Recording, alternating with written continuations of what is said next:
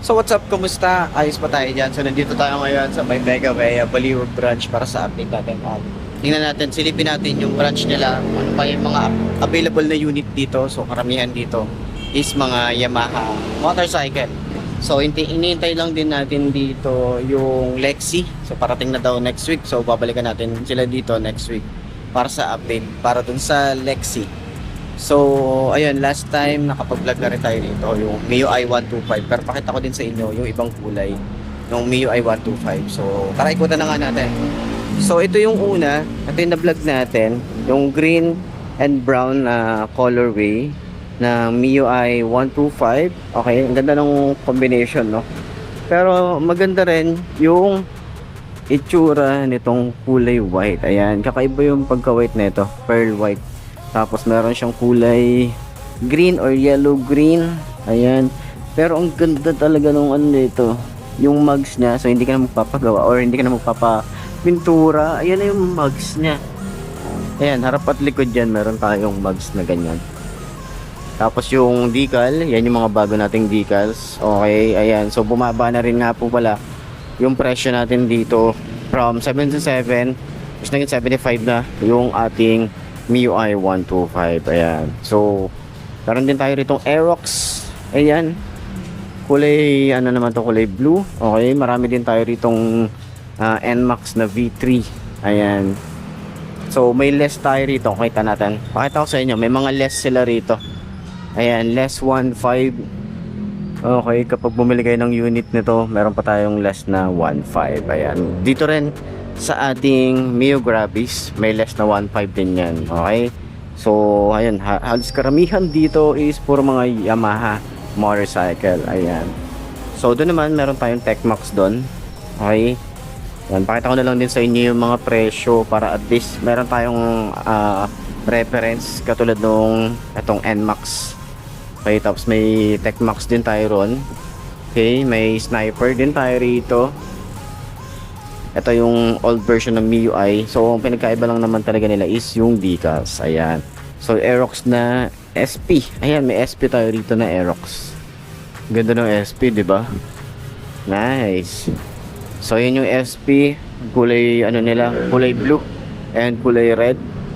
Okay, so dito may Sniper, Techmax, tapos Grabis. Ayan. Doon sa likod, halos, ano din dito? Grabis, Sniper, NMAX, and then may Passion rin tayo rito. Ayan. So sa likod meron din tayo roon mga big bike. Ayan, mga old version na ng big bike nila. So Passion, meron tayong kulay black. And ayan, halos karamihan dito mga ano, NMAX. So kung naghahanap kayo ng NMAX, available sila rito. So papakita ko na lang din yung ano nila, yung presyo, para at least meron kayo idea kung magkano nga ba yung presyo ng bawat isa no mga unit na available dito. So, yun lang. Yun lang naman yung update natin para dito sa Mega Vea Baliwag branch. Okay. So, yun yung update natin para dito. Okay. So, sana nakatulong tong video na to sa mga naghahanap ng motorcycle ng Yamaha. Okay. So, next week, antabayanan natin, makita natin si Lexi. Okay. Yung Lexi na motor. Okay. Hindi yung ano. Okay. So, ayan. Pakita ko na lang sa inyo at syempre update ko pa rin kayo pag may available na unit na dito sa branch na to. Okay, so yun lang po at salamat po sa nanonood hanggang dito sa dulo ng video. Okay.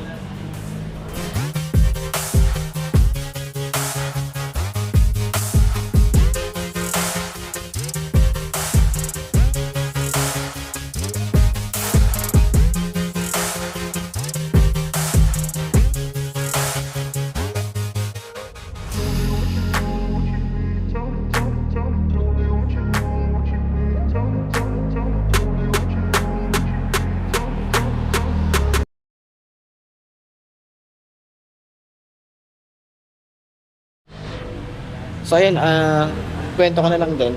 Okay. Bago ako pumunta dito nga pala, meron akong siraulong may bumangga sa akin eh. May bumangga sa plate ko. Ayan, may bumangga sa plate ko.